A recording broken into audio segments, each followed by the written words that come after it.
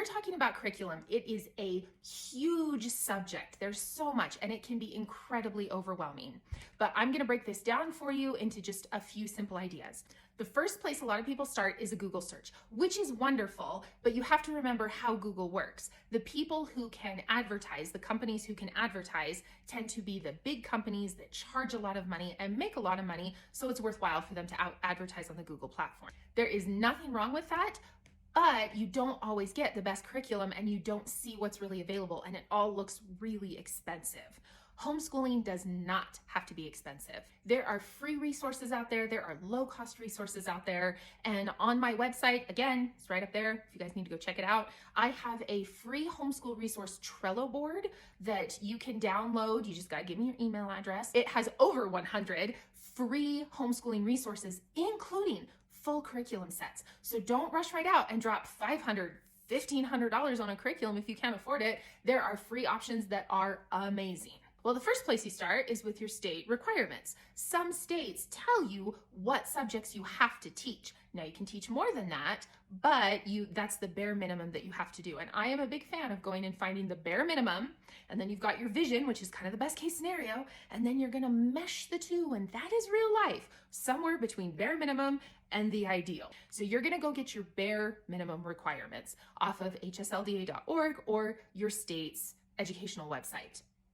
And you're gonna find out if they have any requirements. Now, if your state doesn't have any requirements, then on one hand, yay, we get more freedom, we love autonomy, but on the other hand, what do I teach, right? Well, stick to the basics. Math, language arts, social studies, science. That's kind of the four pillars of your homeschool. Start with those, go to my website, get the free resources, don't drop a ton of money. Those big boxed curriculum sets that are so much money, they're really nice because they tell you everything to do. They usually have parent guides that like literally have scripts for you, which is really cool, but also there's still a lot of work. You have less planning work, but their lessons are usually very like thick and in depth and a lot of time, and you don't have to go that route. And like I said, you can find free full curriculum sets that will walk you through everything and you don't have to spend a dime. But start very small so you don't overwhelm yourself at first. Do the basics, and then slowly but surely over time, you can add in more. And if you have the time and the energy, it never hurts to learn a little bit about learning styles. There's tons of articles, tons of information about that, just so that as you're looking for resources, you have an idea of what will work for your child. I'll give you an example. The written word really helps me learn. And so I really love a math curriculum that explains things, really well in depth and just black and white text. Like, oh, I love that. My daughter, not so much. She needs pictures, she needs graphs, she needs everything laid out before her. And so if I chose a curriculum that I wanted for her, she would never learn anything from it. It'd be really difficult. But if I choose a curriculum where they have a lot of pictures, a lot of graphs, where they break everything up and have it really visual for her, she'll learn better.